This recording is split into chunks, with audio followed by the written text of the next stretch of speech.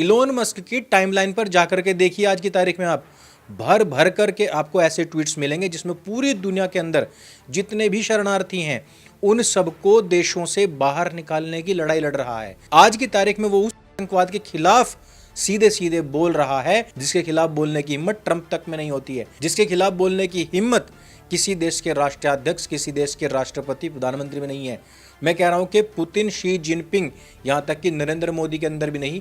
वो काम इस समय पर इलोन मस्क कर रहा है। आज यूरोप, अमेरिका पूरी तरीके से इस्लामिक आतंकवाद से त्रस्त हो चुका है।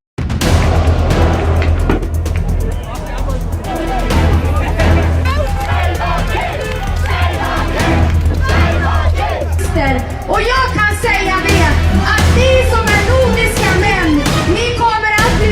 लेकिन ये वही पश्चिम है जो कभी के टाइम में भारत को इस्लामोफोबिक कहा करता था। Indian Prime Minister Narendra Modi has been accused of making Islamophobic comments during an election rally. Elon Musk ने एक ऐसे इस्लामिक आतंकवादी को एक्सपोज करने वाले ट्वीट को रीट्वीट करते हुए ये लिखा, और बात का मर्म समझ लीजिए कि ये एक व्यक्ति जो कि 12 साल की एक यूरोपियन लड़की के साथ एक ही रात में 15 बार दुष्कर्म कर लेता है, और बावजूद इसके ये लोग इन्हीं देशों के अंदर असाइलम के लिए लाइनों में भी लगे खड़े रहते हैं।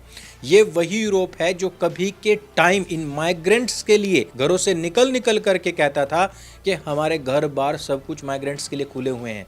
इसके ऊपर मैंने अमजद ताहा अपने एक ट्वीट में अपना वीडियो पोस्ट करते हुए लिखता है कि मैं तो अरबी व्यक्ति हूं, हमने अपने देशों के अंदर मुस्लिम ब्रदरहुड को पूरी तरीके से प्रतिबंधित किया हुआ है। तुम यूरोपियन, तुम अमेरिकन क्या हमसे ज़्यादा इस्लाम को जानते हो?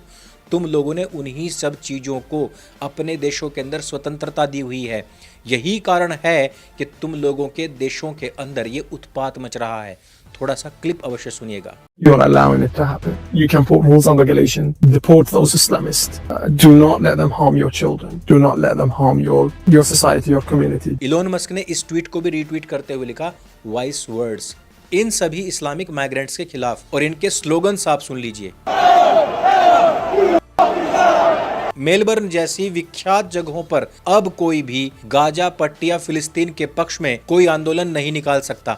पकड़ करके उनके झंडे जला दिए जा रहे हैं। ऑस्ट्रेलिया के बारे में तो हमने कभी ये सब चीजें नहीं सुनी थी। सिडनी से लेकर के मेलबर्न और पर्थ से लेकर के ब्रिस्बेन तक हर जगह पर आंदोलनकारी सड़कों पर निकले हुए हैं। ये केवल हिंदुस्तान ही है जहां पर आपको भाईचारे का झूठा चूरन चटाया जा रहा है। 30 करोड़ हो चुके हैं, अलग देश की मांग कर रहे हैं। आज रोहिंग्या बांग्लादेशियों को निकाला जा रहा है, लेकिन यहाँ पर बैठे हुए घुसपैठियों के पेट में दर्द हो रहा है।